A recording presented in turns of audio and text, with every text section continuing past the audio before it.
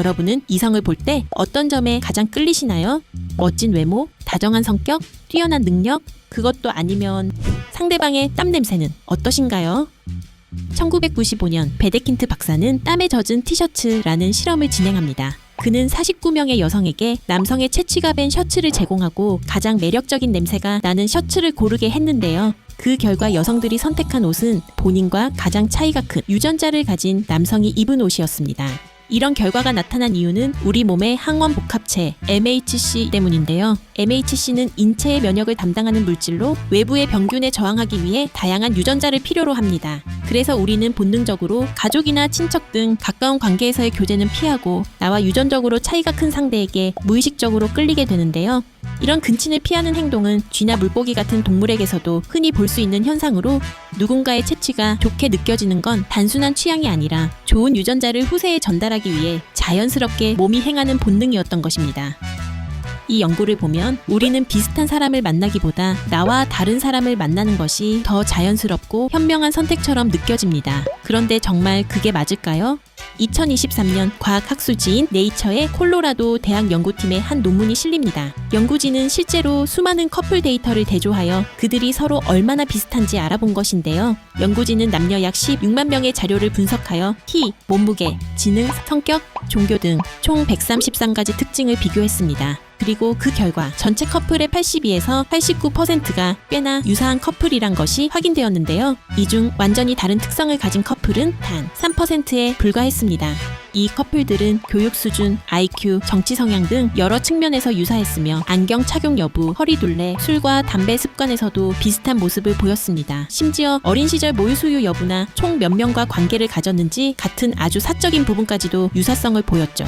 이런 일이 벌어지는 이유로는 유유상종이라는 말처럼 결국 사람은 끼리끼리 만나기 때문에 애초에 나와 다른 사람을 접할 기회가 없다거나 실제로 연애 대상을 고를 때에는 유전적인 차이 외에도 많은 특징이 영향을 끼치는 등 여러 이유가 존재하는데요. 이와 관련해 심리학 교수 조엘 웨이드의 발언에 따르면 설령 맨 처음 서로의 다른 부분에 끌려 만난 커플일지라도 함께 지내다 보면 어느 정도 비슷해진다고 합니다. 커플은 많은 시간을 함께하기 때문에 표정이나 습관부터 시작해 라이프 스타일, 심지어는 면역 체계까지 비슷해지는 경우가 많다는 것이죠.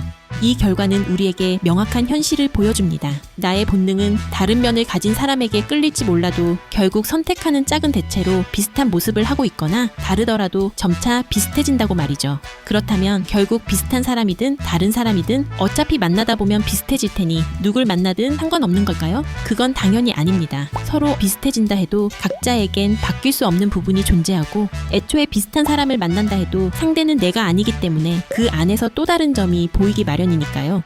비슷한 사람 대 다른 사람, 과거로부터 이어진 이 오랜 질문에 대한 해답을 우리는 바로 이 실험에서 찾을 수 있습니다. 2023년 바이트만 박사는 평균 30년 이상 함께한 커플 1294쌍을 대상으로 성격이 유사도가 삶과 관계에 얼마나 영향을 끼쳤는지 비교했습니다.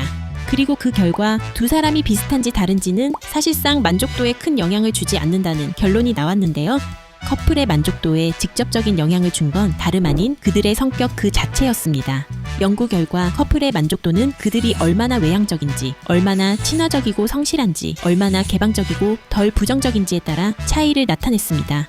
그 중에서도 특히 분노, 우울, 불안과 같은 감정을 얼마나 자주 겪는지, 같은 정서 안정성의 여부가 관계의 만족도에 가장 큰 영향을 끼쳤죠.